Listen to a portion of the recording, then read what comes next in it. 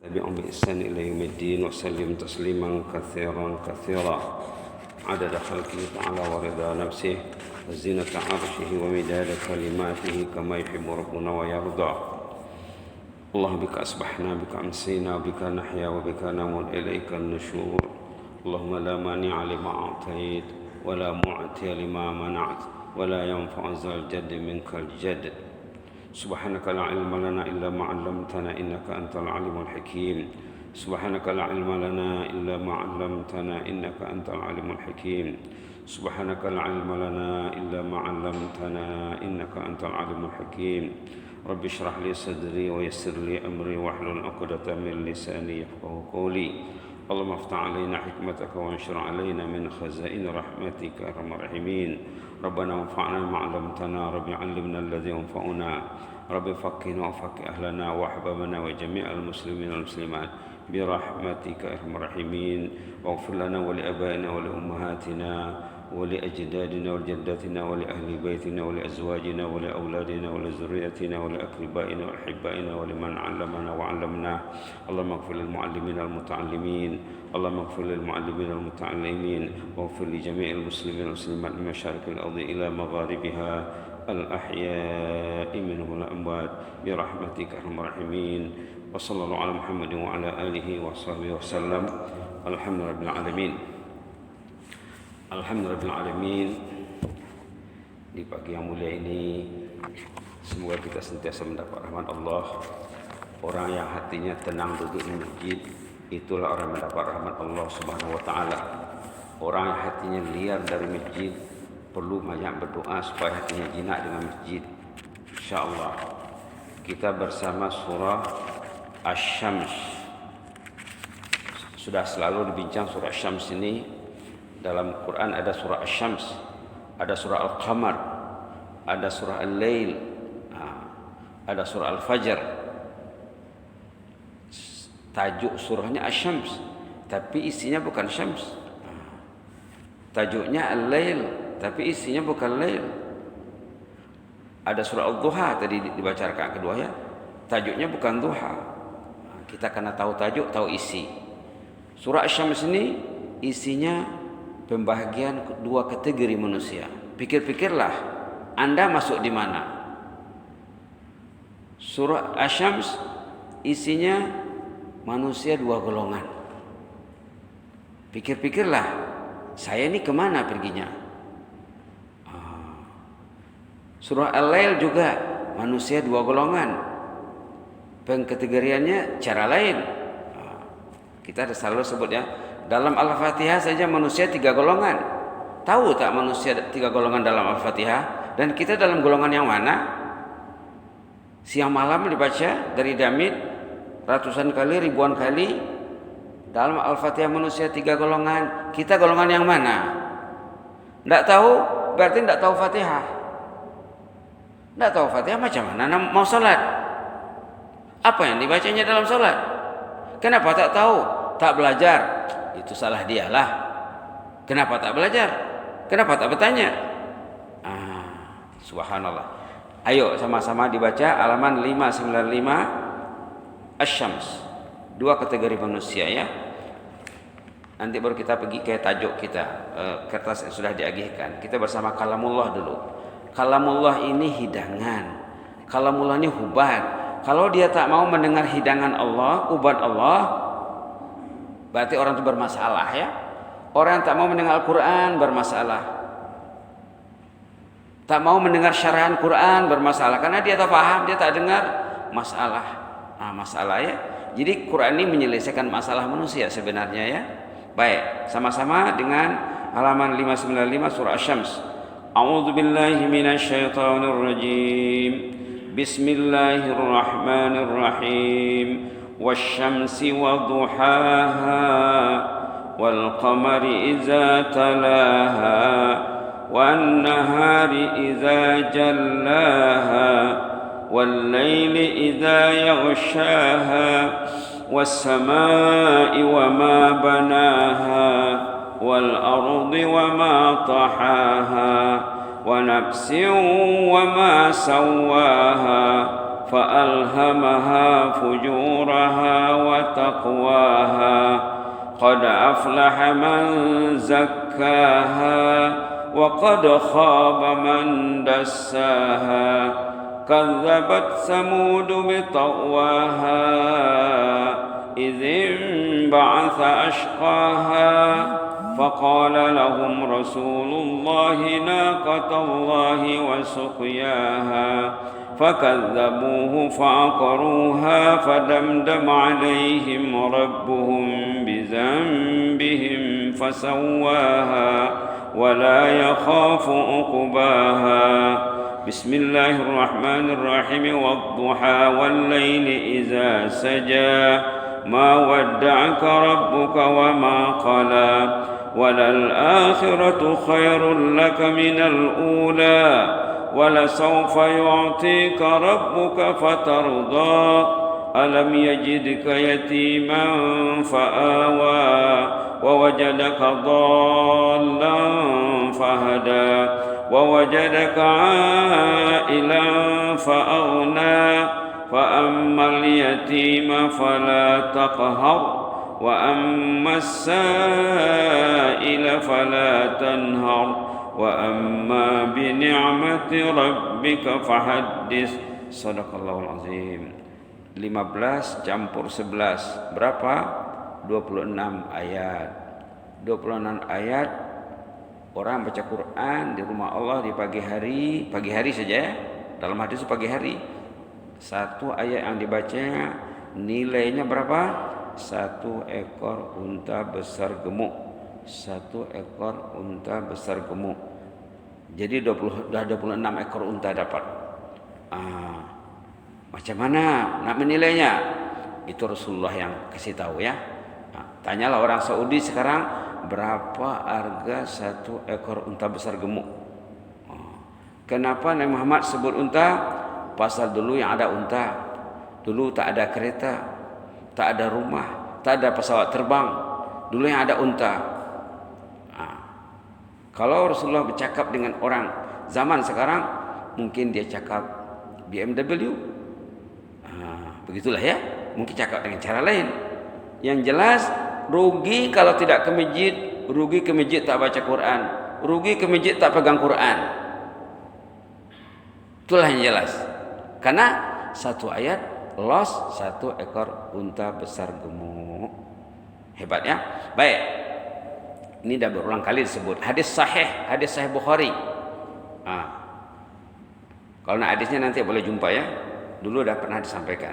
Baiklah, kita nak lihat 2 golongan manusia dalam surah Asy-Syams.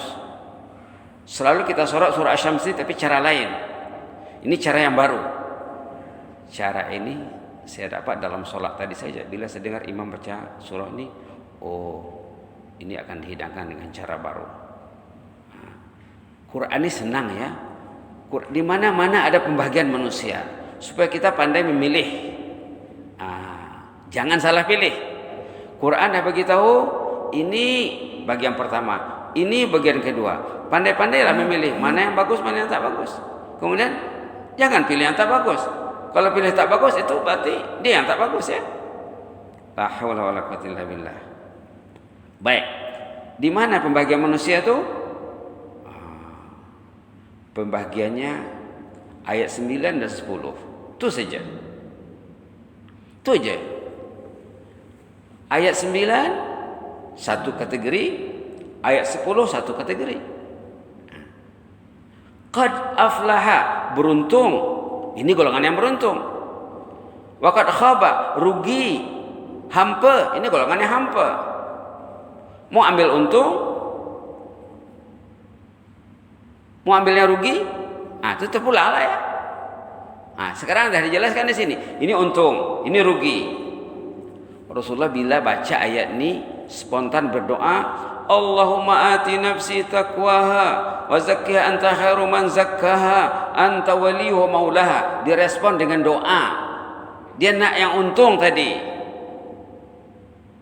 Rasulullah bila baca doa ini spontan berdoa, Allahumma ati nafsi taqwaha wa zakkiha anta khairu man zakkaha anta waliyuha maulaha.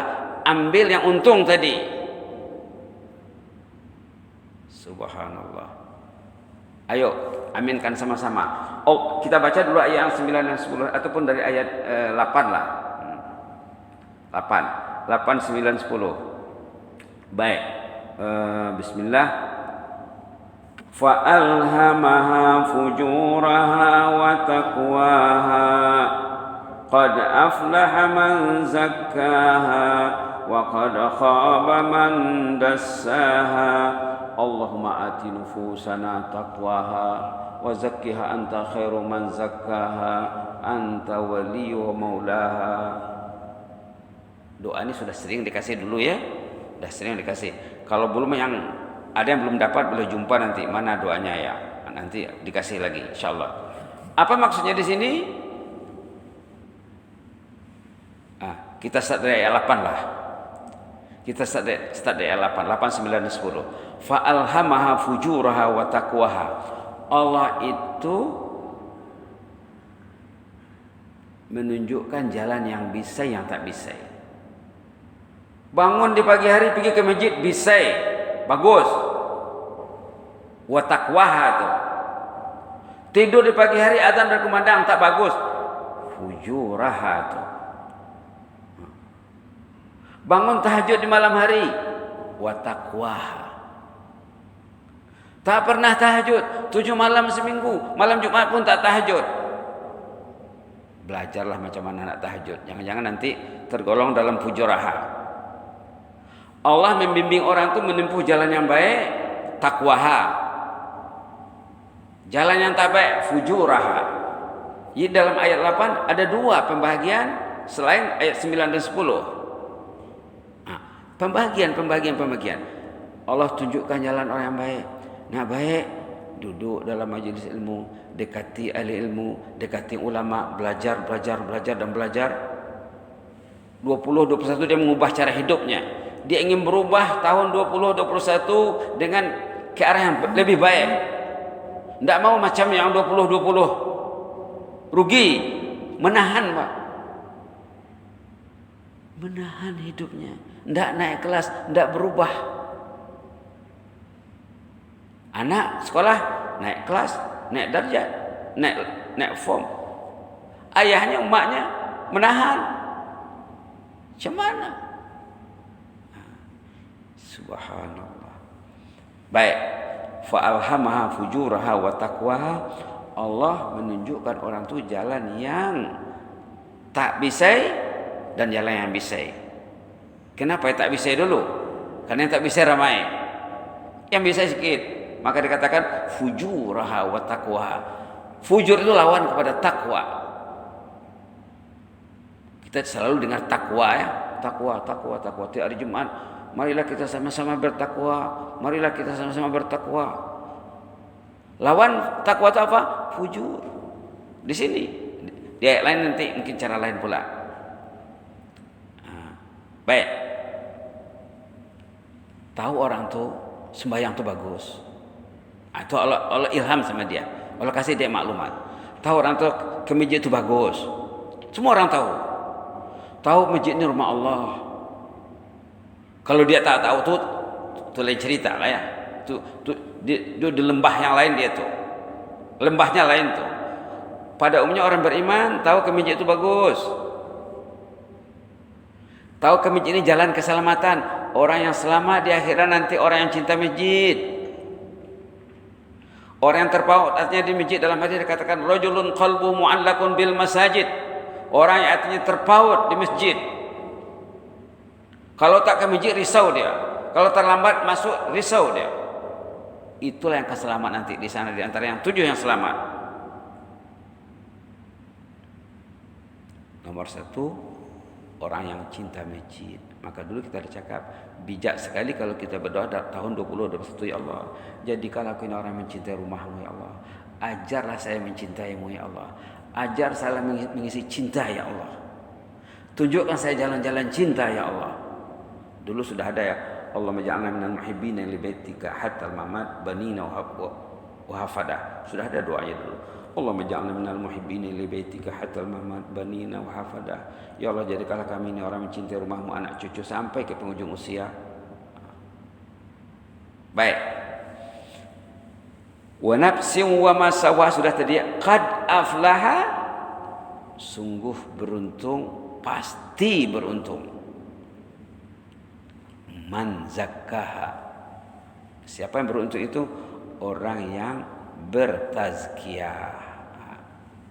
Ini tazkiyah ini selalu kita dengar sudah ya. Yang untung orang bertazkiyah. Itu maka Imam Syafi'i cakap apa? Wajib belajar bahasa Arab. Wajib belajar bahasa Arab. Paling kurang yang dipakai, diguna sehari-hari. Taklah mesti meluas sampai boleh komunikasi, boleh membaca, boleh menulis. Tak, itu istilah-istilah tazkiyah dia kena tahu. Aflaha dia kena tahu.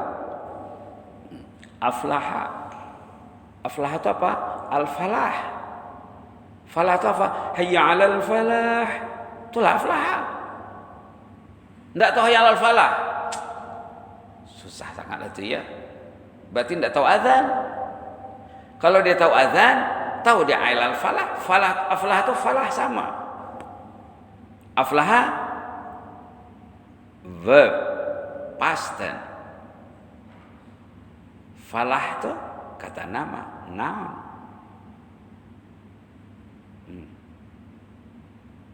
Kalau orang yang beruntung, muflihun.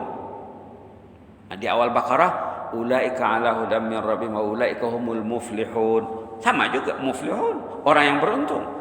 Aflaha, sungguh beruntung. Al-falah, keuntungan, kejayaan.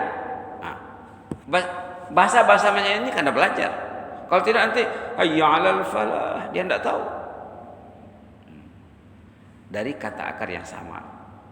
Dari kata akar yang sama. Sinonimnya ada lagi. Sinonimnya al-fauz, faizin. Nah, minal aidin wal faizin katanya. Faizin itu sinonim kepada muflihun. Qad aflaha, beruntung, pasti beruntung. Di mana pastinya? Di qad itu. Qad itu menunjukkan pasti. Kepastiannya tinggi. Qad itu menunjukkan pasti. Kalau kita lihat terjemahnya sesungguhnya. Sesungguhnya itu orang Melayu tak paham. Sesungguhnya orang Melayu tak paham. Sesungguhnya hari ini hari Jumat. Tidak payahlah. Pasti hari ini hari Jumat. Bukan Sabtu, bukan Kamis. Bila kita nak meyakin betul ke Jumat, pasti hari ini, kemarin Kamis. Sesungguhnya hari ini hari Jumat. Apa bahasa ini kata orang tahu? Itu bukan bahasa Melayu. Bahasa Melayu apa? Pasti, jelas, nyata, yakin. Qad aflaha man zakkaha, yakin, jelas, pasti, beruntung orang yang bertazkiyah. Nah, tazkiyah. Jadi tazkiyah kita akan belajar pula apa itu tazkiyah.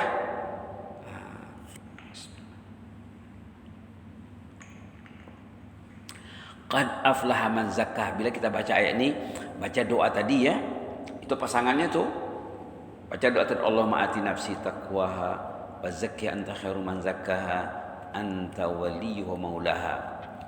Bila baca ayat ini, ikut kaidah Rasulullah SAW, spontan berdoa. Sahabat juga begitu, orang-orang saleh juga begitu.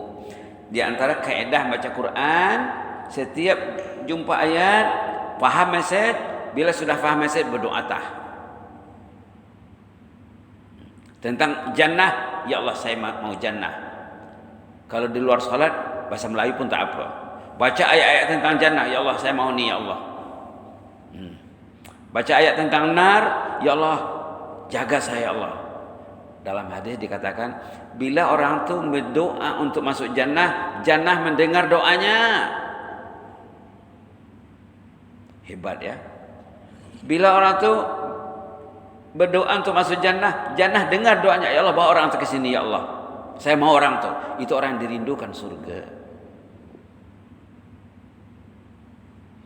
Sebaliknya, bila baca ayat tentang nar, ya Allah lindungi aku ya Allah, pelihara aku, wa qina azaban nar, wa qina azaban nar. Neraka dengar doanya, ya Allah saya tak mau orang tu ya Allah. Dia sudah minta perlindungan ya Allah, jangan bawa ke sini. Kalau baca Quran, bila ayat tentang neraka, tentang surga karena minta. Ini tentang nafsu, jiwa. Jiwa apa? Jiwa yang sudah ditazkiyah.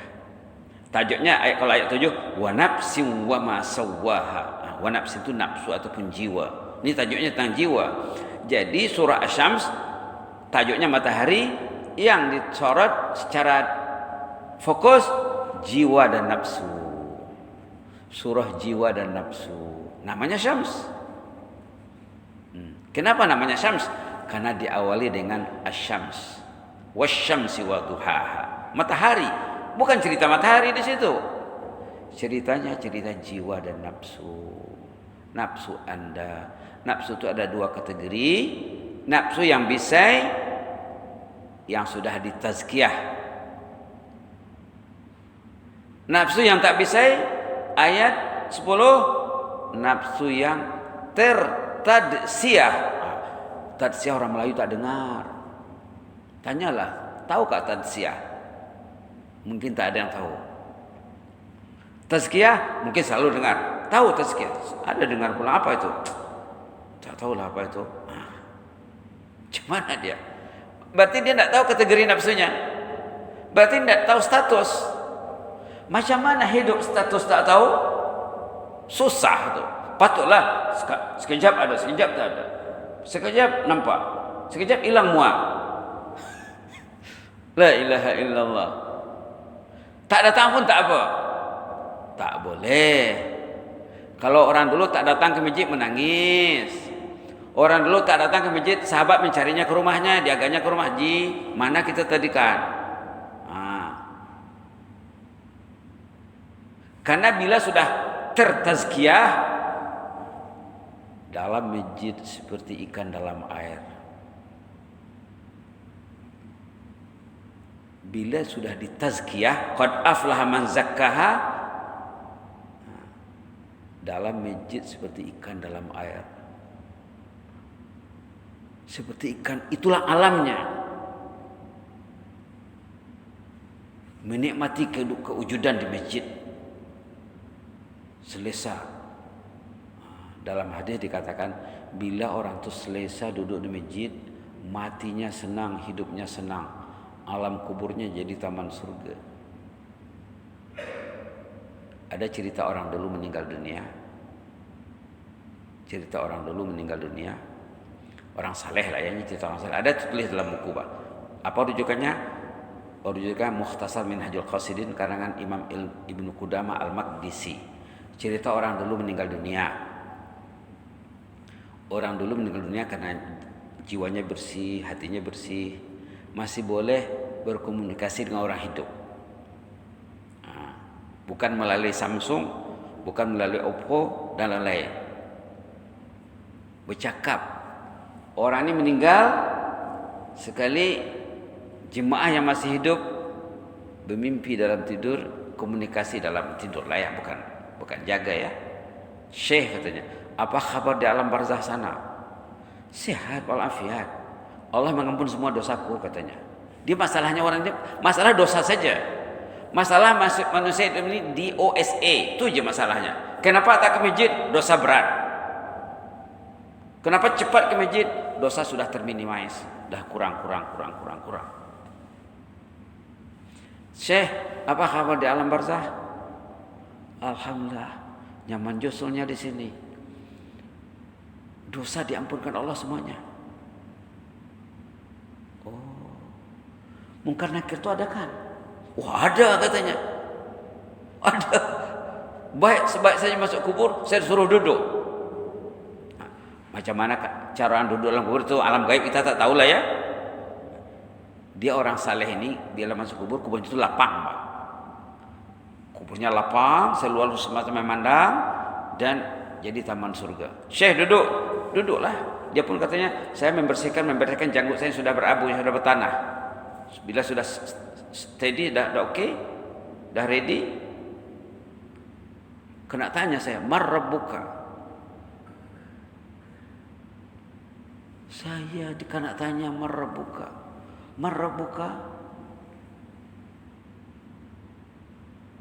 Syekh itu apa jawab? saya berpuluhan tahun mengajar manusia di dunia, mengajar orang mencintai Allah, mencintai masjid, mencintai jannah. Kemudian sekarang nak tanya marbuka saya nih.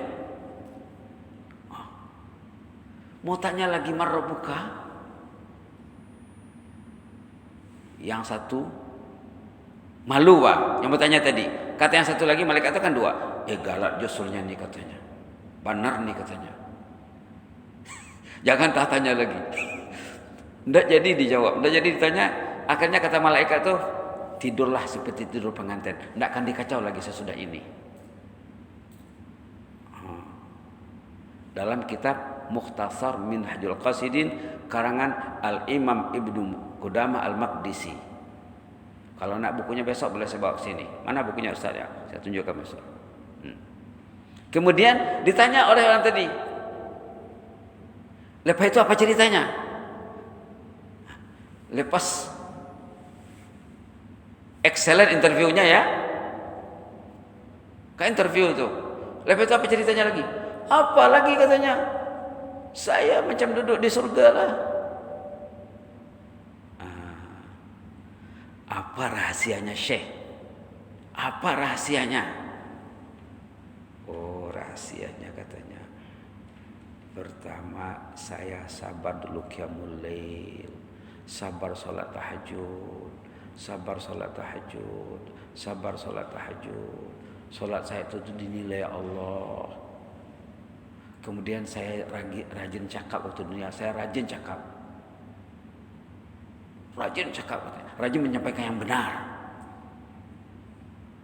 rajin menyampaikan yang hak.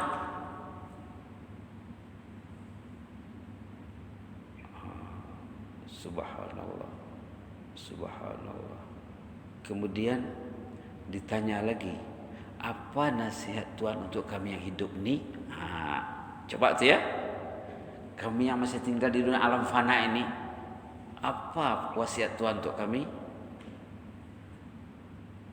Katanya, banyakkanlah istighfar, banyakkan istighfar, banyak istighfar. Karena istighfar itu akan menilai dosa ya. Baik, itu menyimpang sedikit. Kita lihat ayat 9 lagi tadi. Qad aflaha man zakkaha. Beruntung pasti dan jelas. Orang yang membersihkan jiwanya. Tazkiyah itu membersihkan. Tazkiyah membersihkan. Bila kata ulama, bila jiwa itu bersih, dia akan maju dan meningkat. Dia akan growing terus. Dia akan meningkat. Bila jiwa kotor, dia akan terencat. Dia akan terencat, orang Brunei tahukah? Terencat tahu? Terbantut Pak. Bila jiwa itu kotor, dia akan terbantut. Terencat, ibarat tanam-tanaman tidak mau, macam kata orang Melayu, ibarat kerakap tumbuh di batu, hidup segan mati tak mau. Manusia ini ramai yang hidup tidak mati tidak, macam tidak terurus hidupnya. Apa kata orang Melayu? Ibarat kerakap tumbuh di batu. Kerakap itu sejenis tumbuh-tumbuhan. Dia bila tumbuh di atas batu, bukan di tanah, patutnya tumbuh di tanah. Bila tumbuh di atas batu, ada pasir sedikit, tanah sedikit, daunnya kuning, mati tidak, hidup tidak. Ramai manusia ini jiwanya yang la ilaha illallah.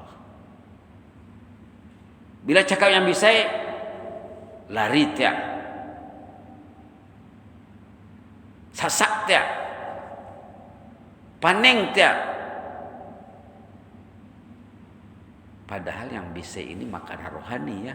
Dikasih rohaninya makan, tidak mau dia makan. Itulah qad khaba man dassaha, ayat 10 tu. Itulah dia. Rugi ya. Tadi aflah untung kan? Opposite-nya khaba. Rugi. Rugilah. Masjid susah nak pergi, masjid susah nak duduk, Quran susah nak pegang. Orang saleh tidak didekati, ulama tidak dicintai. Masalah ni. Wa qad khaba man dassa.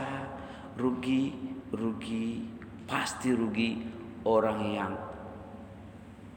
tadsiyah. Tadi tazkiyah, lawannya dassa yadusu tadsiyah. Khaba lawannya aflaha, zakka lawannya dassa. Cantik kalamullah ini. Ini lawannya ini lawannya ini. Beruntung lawannya rugi. Zakat membersihkan lawannya mengotori. Nah, berapa ramai orang yang mengotori?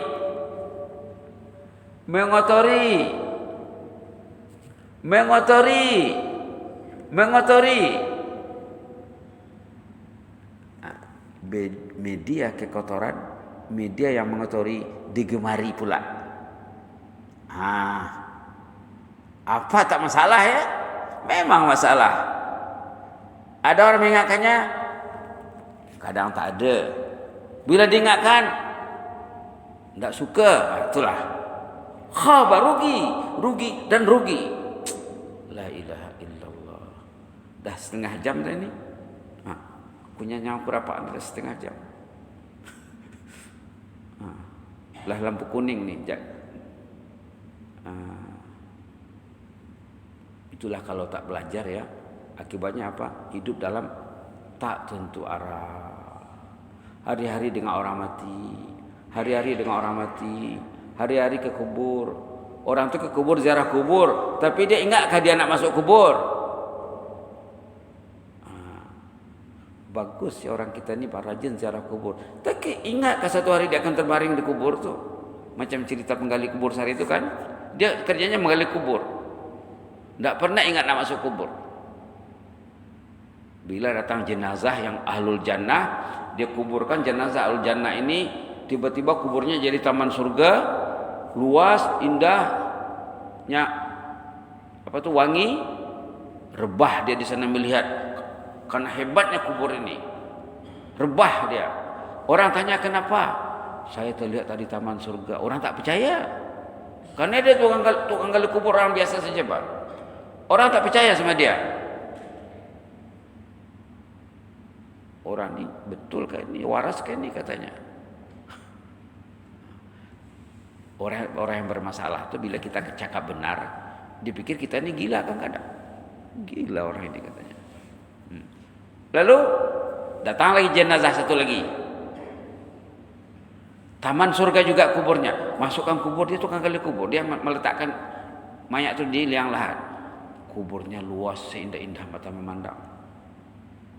Kali ini dia siasat si ibu, dia tahu ini ibu si mayat. Tanya, Ajah, kita ni siapakan?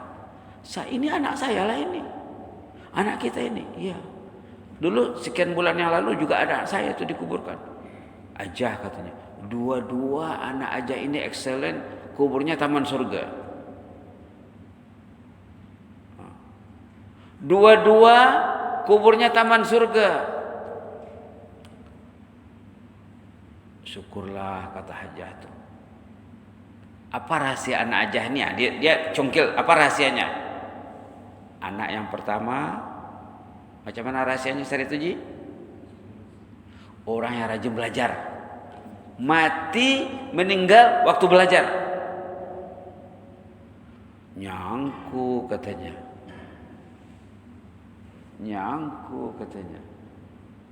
Anak yang pertama meninggal masa belajar, fokus belajar. Anak yang kedua, dia belanja adiknya, dia cari duit untuk belanja adiknya yang belajar. Ada orang ini potensi belajarnya kurang, cari usin boleh, oke, cari usin sponsor orang. Anak tak nak belajar, tak apa, cari anak orang yang mau belajar, sponsor dia. Oh, caranya macam itu ya katanya. Macam itu ceritanya katanya. Bah bisaitah katanya. Ditinggalkannya kubur, dia cari masjid. Umur sudah dekat 50. Dicarinya masjid, dicarinya syekh. Syekh, saya mau belajar. Kenapa kamu ini? Selama ini kamu di mana? Dah dekat 50 baru nak belajar. Betul Syekh. Selama ini saya tukang gali kubur, tapi tak ingat nak masuk kubur. Lalai, hanyut cari duit saja. Satu kubur dapat 10 ringgit, 15 ringgit. Itu yang saya kumpulkan. Jadi kau nak belajar sekarang? Ya. Betul, betul. Diajar sama Syekh itu. Akhirnya jadi orang alim besar dia. Akhirnya dia orang alim terkenal dengan ulama Al-Haffar namanya. Subhanallah, subhanallah. Begitulah ya. Qad aflaha man zakkaha. Untung orang yang membersihkan jiwanya. Jiwa ini kotor, hati ini kamah. Kalau hati itu bersih, kata Utsman apa? Kata Utsman bin Affan, sahabat Nabi, Khalifah Amirul Mukminin, "Lau tahurat qulubukum masyabi'at min kalami rabbikum," katanya. Kalau hati kamu itu benar bersih, tidak pernah jemu membaca Quran, katanya. Kalau hati kamu bersih, mesti enak baca Quran, tidak pernah jemu. Begitulah ya. Subhanallah. Jadi nota kita ini cerita apa ini? Nota kemarin belum tak habis lagi. Nota kemarin cerita Nabi Zakaria tak habis. Ini yang ketah inilah kesimpulan saja ceritanya. Cerita si Alai yang bapaknya koma 15 tahun tertidur di hospital, 15 tahun terbaring di hospital. Waktu ayahnya masuk hospital umurnya masih 2 tahun, anak pertama. Baru seorang anaknya, si ayah drive di highway, tiba-tiba accident, dibawa ke hospital, 95% sel otaknya sudah rosak karena kuat hempasan tadi, tidak berfungsi lagi, lalu koma. Sampai anak ini umur 17 tahun. Waktu ayahnya masuk hospital, si Ala ini umur 2 tahun. Sekarang sudah 15 tahun ayahnya di hospital, si Ale ini sudah 17 tahun. Bila dia 17 tahun dia berpikir, cakap sama ibunya, "Mak, malam ini saya nak ke hospital nak mendoakan ayah. Mudah-mudahan Allah dengar doa saya ini." Mula-mula kata babunya, "Jangan tahlai," katanya. Babunya kurang confident, Pak. "Coba dulu Mak macam mana." Pergilah si Ale ini ke rumah sakit. Didoakannya ayahnya. Duduk ayahnya bercakap. Ini ceritanya. Duduk ayahnya bercakap. Jadi banyak masalah di rumah sakit kita ini, di hospital kita ini, sebenarnya boleh selesai dengan doa dan munajat, tapi tak selesai. Ini selesai 15 tahun. Dengar doanya macam mana? Macam mana cara dia berdoa? Tengok ya.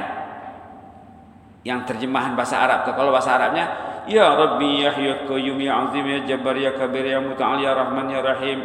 Itu bahasa Arabnya. Tengok bahasa Melayunya. "Ayahku ini salah seorang hamba-Mu ya Allah. Beliau ditimpa bencana lalu kami terima dengan rela dan sabar. Kami sabar dia koma ya Allah. Malah kami hanya memuji-Mu ya Allah. Kami tetap memuji-Mu." Tinggi itu ya. Tinggi itu. Memuji-Mu ya Allah. Kami mengimani suratan takdir-Mu ke atasnya. Allahumma ya Allah, ayahku ini dalam genggaman ketentuan dan rahmat-Mu. Allahumma ya Allah, Tuhan yang melimpahkan kesembuhan kepada Nabi Ayub dari ujian yang dihadapi baginda. Dikau jualah yang mengembalikan semula Nabi Musa kepada ibunya waktu dibuang ke sungai, waktu damit baru lahir dibuang ke sungai, akhirnya kembali ke ibunya. Karena baca cerita Nabi Musa ya. Dikaulah yang mengembalikan semula Nabi Musa kepada ibu baginda. Dikau menyelamatkan Nabi Yunus waktu di perut ikan. Nabi Yunus ditelan ikan, Engkau menyelamatkan ya Allah. Dikau juga yang menjadikan api sejuk dan menyelamatkan Nabi Ibrahim waktu dibuang ke dalam api. Dalam perut ikan di dasar laut selamat, dalam api selamat. Justru anugerahilah kesembuhan kepada ayahku dari penderitaan yang dialami beliau. Allahumma ya Allah, mereka menduga bahwa ayahku ini tipis harapan untuk sembuh. Kata dokter tidak mungkin sembuh lagi. Mana mungkin lagi, dah 15 tahun tertidur.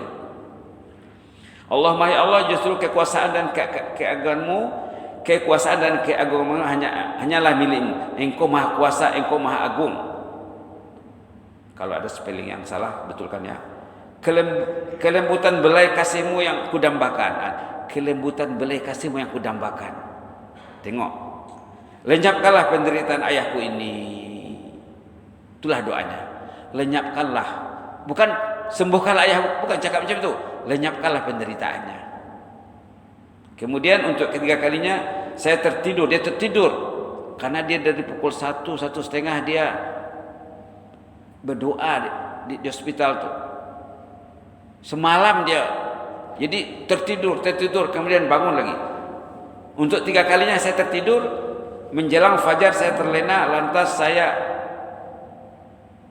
terdengar suara yang saya sampai menggamit, man anti wa maza taf'alina huna, who are you, what are you doing? Kamu ni siapa kan?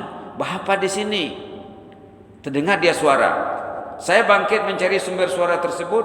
Saya menoleh ke kanan dan ke kiri, namun tak ada terlihat seorang jua pun. Kemudian kedua kalinya suara tersebut menggamit lagi. Rupanya suara tersebut suara ayah sendiri. Saya sungguh terharu, tak terdaya mengawal diriku. Saya terus merangkul si ayah dengan riang gembira. Justru si ayah menepis diriku sembari beristighfar. Astaghfirullah, ittaqillah. Ayahnya beristighfar, dipeluk oleh anaknya karena tak kenal dengan anak dara yang ditinggalkan dulu 2 tahun. Sekarang sudah 17. Takutlah kepada Allah, engkau tak halal bagi diriku, kata ayahnya. Saya pun terus membujuk manja.